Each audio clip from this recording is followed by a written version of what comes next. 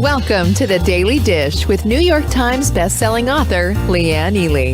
Putting vibrancy back into your everyday life and feeding your heart, mind, body, and soul.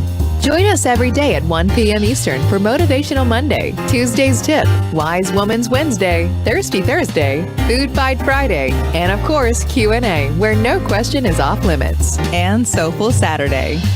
Here is your host, Leanne Ely, and the Daily Dish.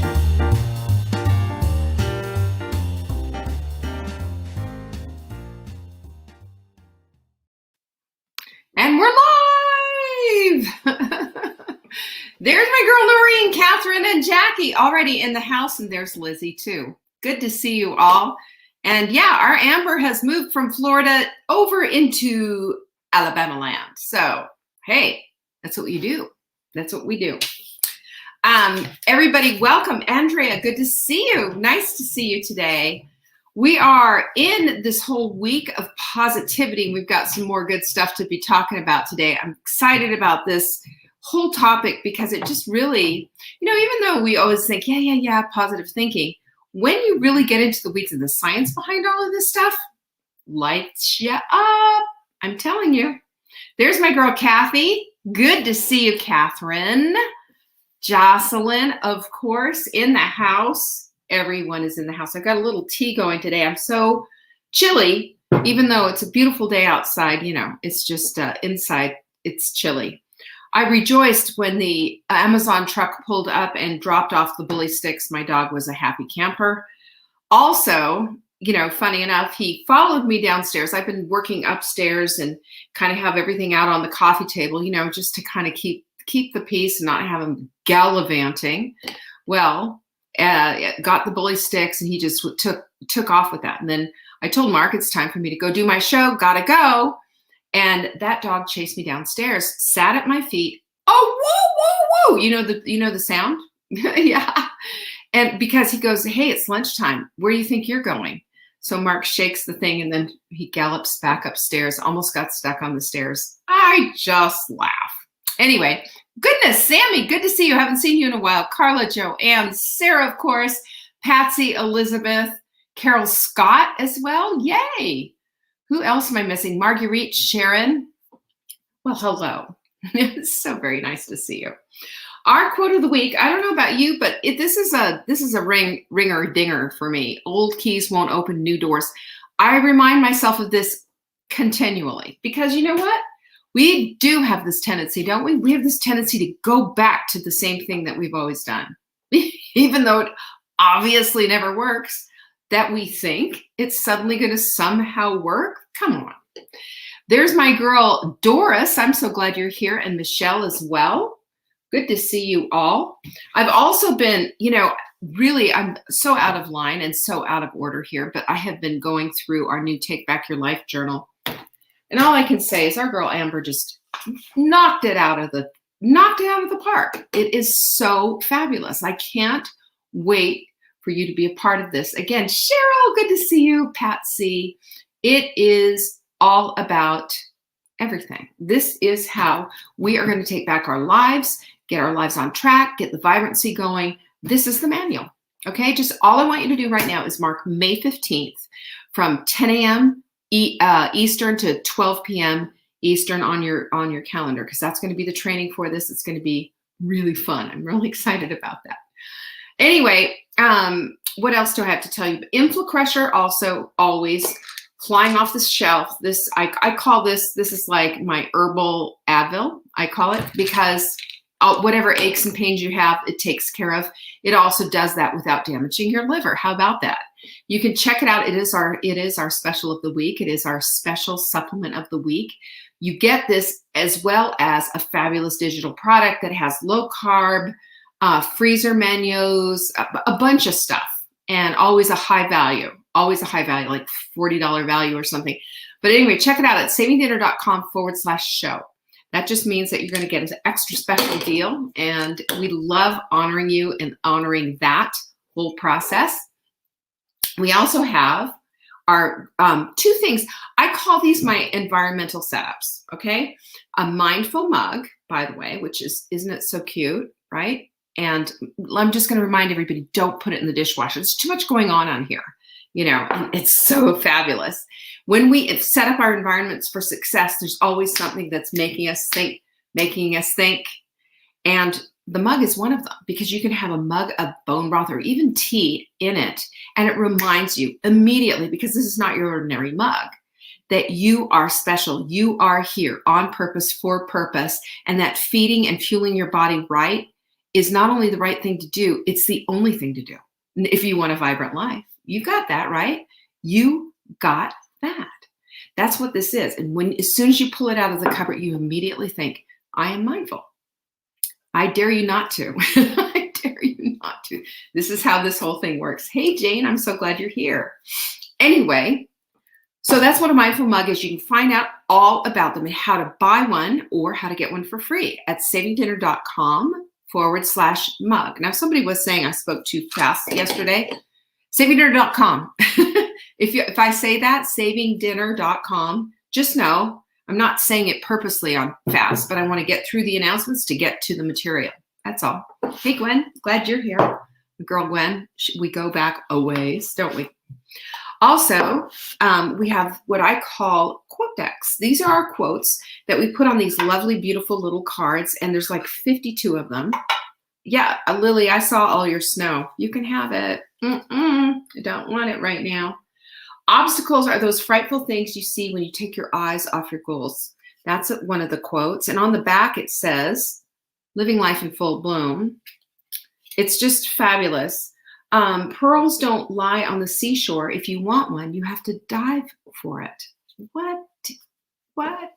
Yeah, every single one is like that. And they light you up. And then you get to take these lovely little cards and you put one on this lovely little frame that we send you with your deck, and it sits there and looks at you all day long. Then you look at it and it starts to imprint in your brain. It really is that phenomenal, because we are that susceptible, we are that imprintable. We think that we've got this whole thing together. No, we don't. We need this kind of stuff. This is how we set up our environment for success. So check out the quote decks at savingdinner.com/quote. I want you to get one. That's all. Just like that. I want it to do its work and work its magic in your life, because it is that. It is all the things. Elizabeth says she loves the quote deck and the mug. I think you've got both of them too, if I'm not mistaken, right, Elizabeth? So also Full Bloom is happening, you guys, this Saturday. Did I tell you about it? Have I? Listen, it's not too late. We have probably the end of the swag bags going out. Go to savingdinner.com/bloom to find out all about it. And I've been working all day, a little bit yesterday, and I will be working the rest of the day on putting together all of our workshop notes. You will love this, because this is going to really emphasize not just the fact that you're enough, but what being enough means. What does it mean for your life? What is the impact on that? How does that save you basically from yourself? How does that pull you away from the things that hold you back? You're going to find out. Your sister's coming, Elizabeth. That is so much fun. I love it. There you go. Look what Sarah says. So much magic. The quotes are just like positivity. They change your brain. I remember what Sarah said when she first got her quote deck. She said every single quote was like it was just for her, and it was a cosmic 2x4. I remember things like that when you say stuff like this, because you know what? I look at it from the same perspective that you do. If this is impactful to me, it's got to be impactful for you. We're all the same, I mean, we're all basically the same. We have our own uniqueness, but we operate off of the same notion of getting ourselves to that next level of vibrancy in our lives. That's all. Full Bloom, speaking of the Full Bloom boutique, okay, it might take a minute, but look at what just came in the mail today. Oh, that's my Full Bloom water bottle. Isn't it just glorious? I'm not drinking out of it yet. I just wanted to show it to you because first of all, the elegant design, and second of all, isn't it so pretty? And then on Saturday, I'm going to be wearing my Full Bloom hoodie. It's just darling. My full bloom hoodie is a size 3X, so it's just a little on the big side. So I'm going to try putting it in the dryer and wash it. I don't know why I think I asked for an extra large, but I think they accidentally gave me a 3X. Oh, well, I'm still going to wear it. You know, I can put the dog inside with me. Anyway, you want any of these goodies, you can go to savingdinner.com/bloom for that. Yes, it is pretty. Isn't it so pretty? Yes, we are different styles, but we are cut from the same cloth because we've all, made these decisions in our lives that we want vibrancy. And that puts us on that same trajectory, that same path, doesn't it? There's Margot. Good to see you. Vanessa's in the house too. The other thing that I'm going to tell you about also is just, our last show of the week is going to be our Q&A. So don't forget to send in your questions to support@savingdinner.com. And in that subject line, you're going to want to put question for Leanne on Friday, because there will be no show on Saturday. You know why, right? It's because of full bloom. That's the 9 to 5. And don't worry, if you can't come to the live event, you can always get the recording, and we're going to put the recording out for a limited time. But if you have bought it, you'll always have it. So that's how these things work. I alluded to last week this positivity study that was done at the University of North Carolina at Chapel Hill. And it was a super interesting study on how it alters your brain chemistry and it actually alters your health. Very, very intense study. And it was just talking about the power of positive thinking, for lack of a better word, but just how really beyond just platitudes it is, and how it absolutely 1,150,000% just changes everything, because it changes the brain synapses that we all have synapses in our brains. Those are those connectors. Those are the Oregon trails that we talk about. It's the stuff that we do on repeat, sometimes without even thinking. It's the way we think, sometimes without even thinking about our thinking. We've talked about that as well. But I love this whole idea that this transformation can happen with just a couple of tiny switches, with just a couple of pull the plug out of this and push the plug into that, and that we do have a whole lot more control. And one of the things that has really lit me up, and I hope that I hope this is something that you have written down, is to remember what our brains are.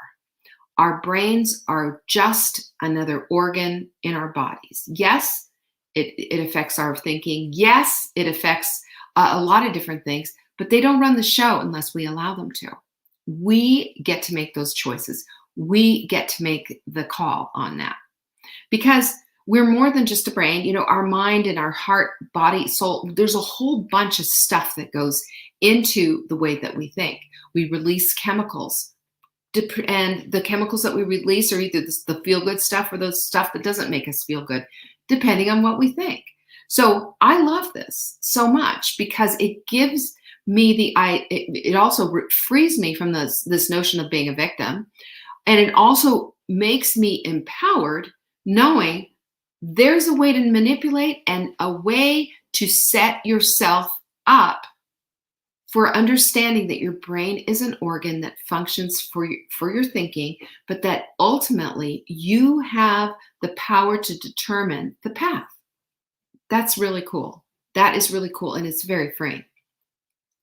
So Henry David Thoreau said, "Things do not change, we do." It's true. Have you ever walked outside and just said, "Oh man, I wish that house across the street would be a different color," Well, the house across the street is not going to be a different color unless the people who live in it are going to come outside and color. We cannot wish it away.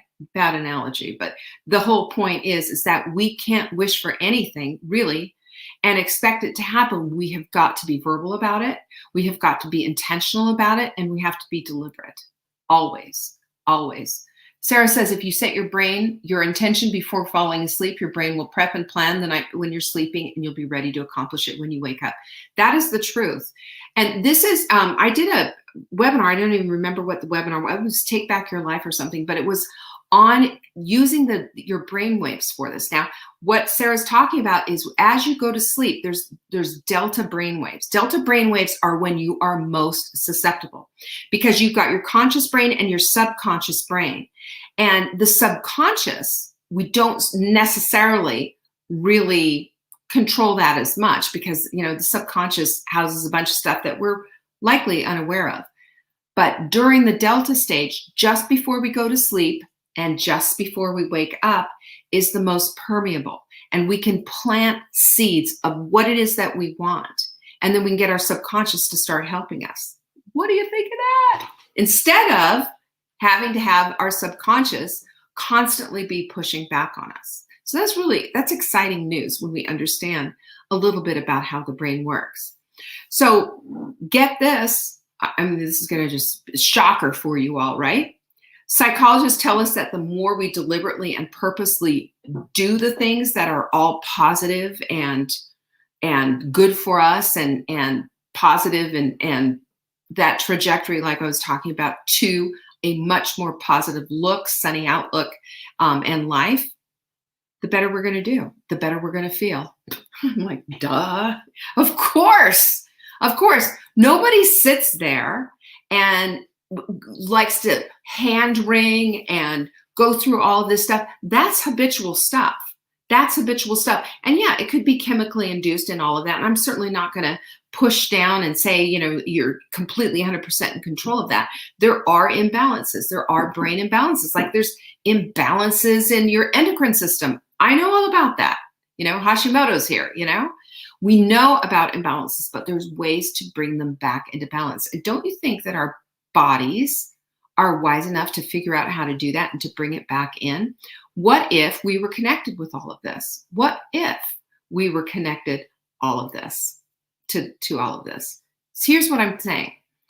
If we connect to what our bodies are doing, and if we say and decide, I am purposely going to build a new pathway toward being more positive, and that becomes a part of what you do every single day, don't you think that's going to happen? Of course it is. Of course it is, because now it's not just, oh, well, I wish, blah, blah, blah, blah, blah, and then grouse and grumble in the back of your head, push it out of the way and say, yeah, but it doesn't work that way, because your brain is constantly changing depending on the information that it's given. So if you start to change your conversation with yourself, you're going to start to change yourself and your brain. It's pretty incredible. Yeah, we are. We're always in, we do have control. We can't say the devil made us do it. Remember Flip Wilson? Anybody old enough to remember the Flip Wilson show? The devil made me do it. Well, that's what a lot of people, they fall back on, this victim mentality of, well, my brain is out of whack, or this is happening, or that's happening, or my parents are divorced. Come on. Cut me some slack. We all have to take responsibility for our lives. And when we start to take responsibility for the way we think, we can really get into the weeds. We're no longer just pushing against hope. One of the things I shared with you yesterday that I'm not a fan of AA, because they're like, hi, my name is Leanne and I'm an alcoholic, or addict or whatever it is, because it is labeling and putting yourself constantly in that place. Even if you hadn't been drinking, they want you to identify so strongly with it. That's what it's all about. The other thing that they don't do is they don't identify with the physiology. They don't talk about it. Instead, they drink a bunch of coffee, smoke a bunch of cigarettes. This is what the meetings that I've seen. And what does that do to your physiology? If that's depressing, it depletes your vitamin B, which means you're not going to be able to cope. And then it becomes this white knuckle experience of trying to stay sober. Instead of feeding the physiology and feeding your brain that you can be anything that you want to be, and that you can shed this old identity and put on something new, the most depressing thing in the world to me is all of that. That's my opinion. I mean, I'm sticking with it, even though my mother was in AA for years. She was in AA for whatever years. And I was like, you're in AA? Why'd you go into AA? She had her reasons or whatever, but long story short, she was in AA and I never even saw that. But the thing is that what we think about, we are going to bring about, because that is the thing that our reticular activating system is looking for continually, constantly, always. When you put it out there, you find it. When you put it out there, you start to see it everywhere, even if you never saw it before, only because that's what you've decided to start looking for. You can do that emotionally, by the way. You can do that with people. You can do it with things. You can do it with a job. You can do it with money. You can do it with your health. You will start to find the things that you need and want and desire in your life to support yourself when you start to get rid of the old stuff that's no longer supporting you and supplant it with all the new stuff, Yeah, okay, Elizabeth, see, I support that right there. I support that. Elizabeth says, I'm in recovery and have been for 20 years, but I don't attend the meetings because I'm much more than just my addiction. I'm a recovering addict, not just an addict. Right. And also, it's not your addiction. It was an addiction that you just happened to pick up. Because I'm a firm believer. I never say my Hashimoto's. When people say my cancer, my Hashimoto's, my whatever, and they start putting tattoos all over themselves to mark themselves as such, or I am a survivor or whatever, we need to get behind all of that, don't we? We need to get in front of all of that. We need to do whatever we need to do with it. We need to identify with not just surviving, but thriving, not just recovery, but being better than. Getting the lessons out of it and moving forward. That's, to me, is a success story. And that, to me, is also living a vibrant life, not just scrapping by, not just holding on for dear life. You see what I'm saying? There is a big, big difference. So here's an example then of, if we do better and we start practicing all this and everything, what are we going to get out of this? Well, we're going to start getting, start feeling better. And we can piggyback our emotions on all of this stuff. So here's a good example of everything. When you count your blessings, you increase your gratitude. Counting your blessings is an action. Gratitude is a heart issue, in my opinion. It's not just a heart issue, but it's from the heart that you live. When you live from your heart, when you live in gratitude instead of ingratitude, ingratitude is scarcity. There's not enough. I don't get it, blah, blah, blah.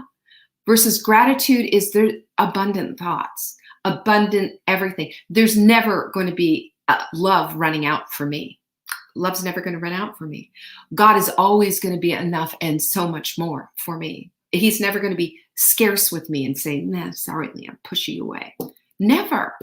Because that's my expectation. That is the place from which I live. When we live from the place of abundance instead of the place from scarcity, we start to see things so much different because we see all that's available, half empty glass, half full glass, same idea. But that's what all of this does. So how do we do this? How do we piggyback some of this stuff? Well, it's always an action as well as a thought. There's a thought that goes with an action. There's a thought that goes with an action, and then the action feeds the thought. That's a kind of cycle that I can get behind. That's the loop that I want to be behind. So number one, how do you do this? Number one, of course, set up your environment for it.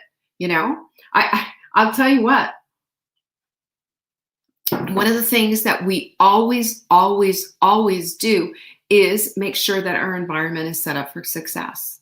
Now, right now, my environment on my desk is not making me a happy camper. This is my nemesis. This is the thing that I'm always, always, always dealing with.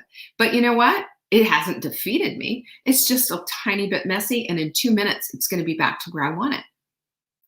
I could fold and say, oh, it's just such a mess, and I'll never get over. Oh, I'm on the struggle bus with clutter. Or blah, blah, blah.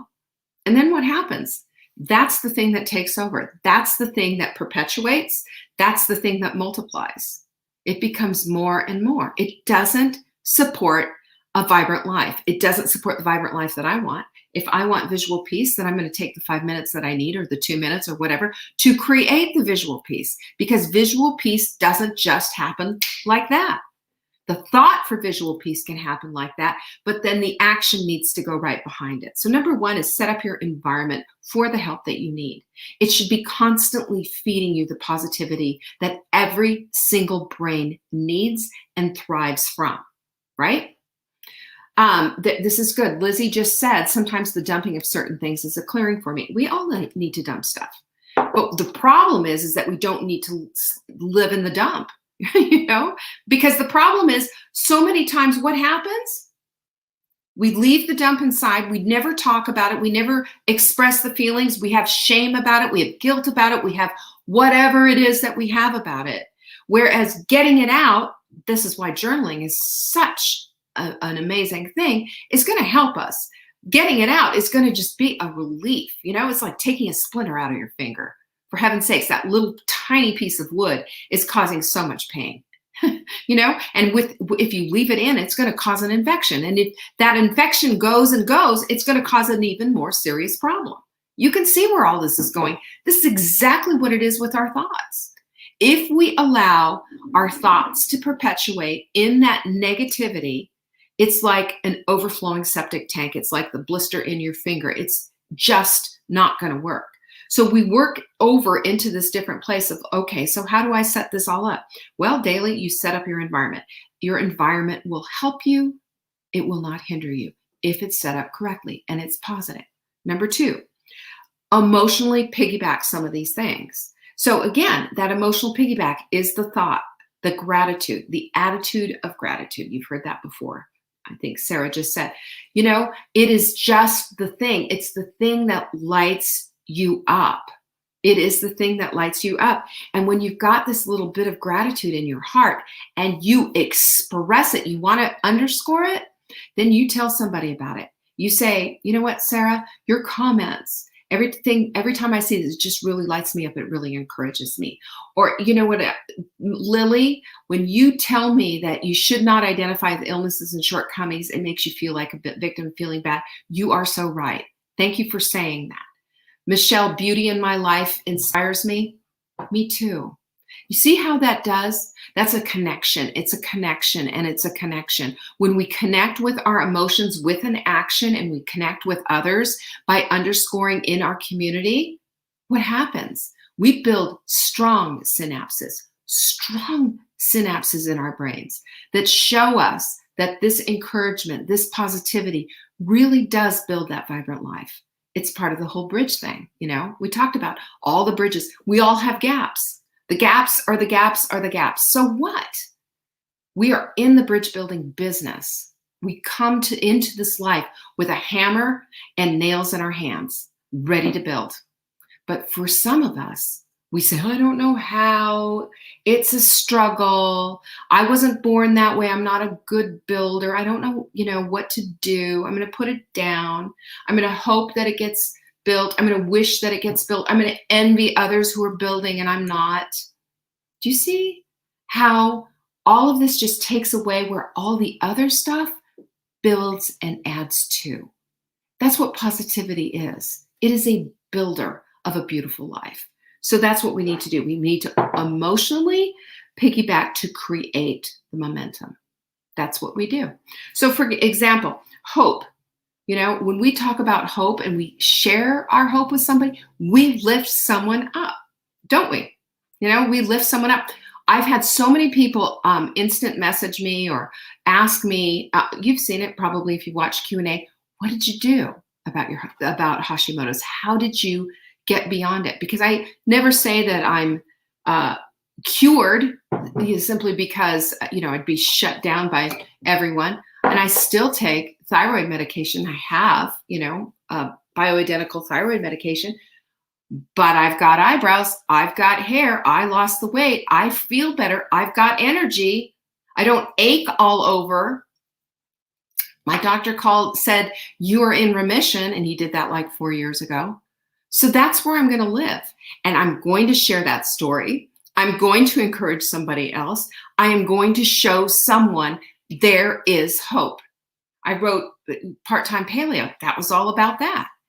This is what it's about. We share our hope. We lift others up. And when we're lifting others up, we're lifting ourselves up as well. It's exciting for me to share that story. It's exciting for me to share that story because I know if they listen, they're going to get some help. I'm not going to guarantee what their results are going to be, but they will get better. They'll get a little bit better. Just how all this works. Oh my goodness. Anyway, that's how that whole thing works. It's same with confidence. Just, some of us have a teeny tiny bit of confidence, just this little bit, and we timidly tiptoe into the hot melt sprint group and we say, I lost 5 pounds or whatever. Well, let me just say that little teensy bits of confidence, brag on yourself, sister. Do it. And we're all going to come behind you and say, what a gal. Look at you. That's fabulous. Building, building, building. Not only are you building up yourself, you're building up others, and sharing a little bit of your life, sharing a little bit of confidence builds others up. Do you see how this works? This connection's absolutely unbreakable. This is how we're built. We're built for connection. It's in our DNA. And all of this stuff, when we connect to the positive stuff, that's how we lift each other up. It's that rising tide, right? So number 3 is think. Oh, you ready for this? How do I create more of this? Our positivity can just proliferate like baby mice, you know? It can proliferate and proliferate and proliferate when we just keep planting those seeds. This is your garden. This is your garden for your life. This is your determination on what it is that you want to cultivate. A little bit more, plant another seed. A little bit more, water it. A little bit more, watch for the weeds, because I promise you they'll show up. A little bit more sun, more positivity, more lifting up. So this is the type of positivity that broadens our base of optimism, and it squeezes out the negativity, and it opens the door for possibility. We don't have any possibility doors opening when we're negative Nellies. Nobody wants to be around that. You know, wah, wah, Debbie Downer. Remember her in Saturday Night Live? Who wants to be around that? Not me, not you. Even if you are the Debbie Downer. If we start unplugging this stuff, like it's, you know, like the appliance is bad, unplugging it and making decisions to plug into the right thing, then we're going to start feeding the right thing. When it's fed, it's happy, and that positivity positively grows. So this can transform everything. You ready? I've got 7 things for the transformation.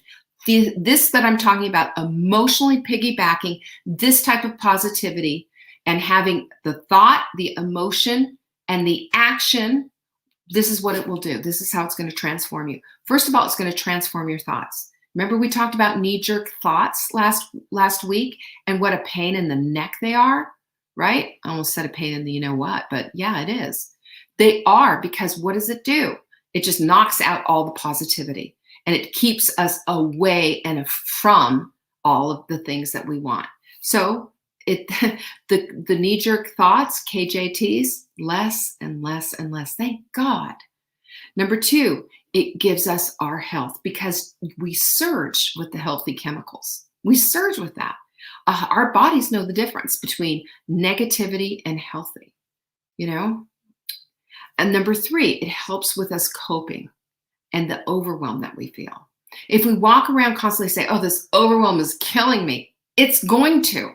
It will. You're telling your body what to do. You're giving your body the signal, hey, bad chemicals, go get it.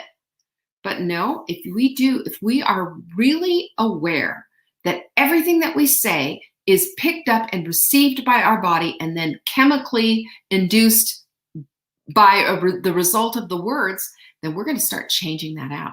We're going to start changing that out.